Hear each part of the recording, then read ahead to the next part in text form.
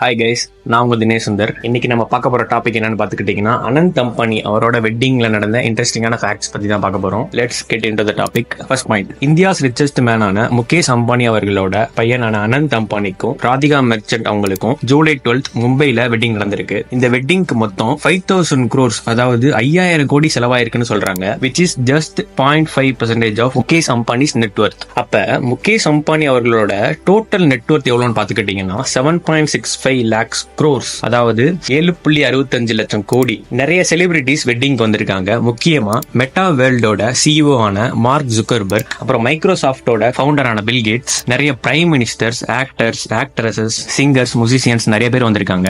Next point, இந்த wedding Jam நகர்ல இருக்கிற வந்தாரான்ற ஒரு ஃபாரஸ்ட்ல தான் நடந்திருக்கு. ஆக்சுவலா இந்த ஜாம் நகர் டொமஸ்டிக் ஏர்போர்ட்டை இன்டர்நேஷனல் ஏர்போர்ட்டாவே மாத்திருக்காங்க. எதுக்கு? இந்த ஒரு நாள் வெட்டிங்காக. அது மட்டும் இல்லாம மும்பைல பாத்தீங்கன்னா பேந்திரான ஒரு ஏரியா இருக்கு, ரொம்ப முக்கியமான ஏரியா. அந்த பேந்திரால பிகேசின்னு ஒரு ஏரியா இருக்கு, அதாவது பேந்திரா குர்லா காம்ப்ளெக்ஸ். அந்த பிகேசின்ற ஏரியால தான் பாத்தீங்கன்னா முகேஷ் அம்பானி ஜியோ வேர்ல்டு கன்வென்ஷன் சென்டர்னு ஒன்னு வச்சிருக்காரு. சோ மும்பை டிராபிக் போலீஸ் என்ன பண்ணிருக்காங்கன்னு பாத்துக்கிட்டீங்கன்னா, இந்த பிகேசி ஏரியா ஃபுல்லா ஜூலை 12ல இருந்து ஜூலை 15 வரைக்கும் பிளாக் பண்ணி வச்சிருக்காங்க. இந்த ஏரியாவை சுத்தி இருக்கிற ரோட்ஸை மொத்தமா ஆல்டர் பண்ணிருக்காங்க.